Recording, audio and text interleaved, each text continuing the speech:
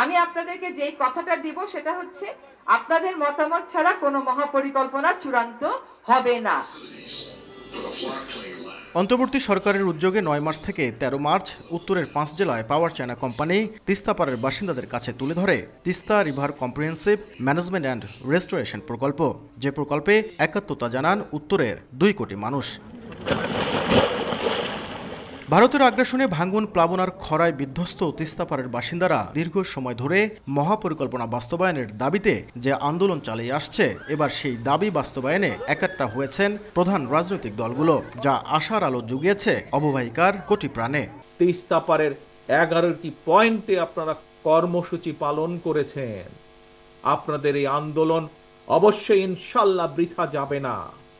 আপনাদের এই আন্দোলনে তিস্তা মহাপরিকল্পনা বাস্তবায়ন ত্বরান্বিত হবে। তিস্তা মহাপরিকল্পনারে নিয়ে কোনো ধরনের টালবাহানা জাতীয় নাগরিক পার্টি মেনে নেবে না। বাস্তবসম্মতভাবে এবং কুড়িগ্রামকে কোনো ধরনের যাতে অবহেলা না করা হয় সেইভাবে এই পরিকল্পনা বাস্তবায়ন করতে হবে। অধিকার কর্মীরা বলছেন, ভূরাজনৈতিক জটিলতা থাকলে প্রয়োজনে নিজস্ব অর্থায়নে এই প্রকল্পের কাজ বাস্তবায়নে উদ্যোগ নিতে হবে। আমাদের নিজস্ব অর্থায়নে এই প্রকল্প বাস্তবায়নে কোনো অসুবিধা হবে না এবং ভূরাজনৈতিক যে নানা টানাপোড়ন চলতেছে এই টানাপোড়ন এবং দৌড়ও থাকবে না। উত্তরের কোটি মানুষের জীবন জীবিকার প্রশ্নে বহু আকাঙ্ক্ষিত তিস্তা মহাপরিকল্পনা বাস্তবায়নের কাজের শুরুটা হোক অন্তর্বর্তী সরকারের হাত ধরেই প্রত্যাশা নদীপাড়ের বাসিন্দাদের। নাজমুল ইসলাম নিশাত, সময় সংবাদ, রংপুর।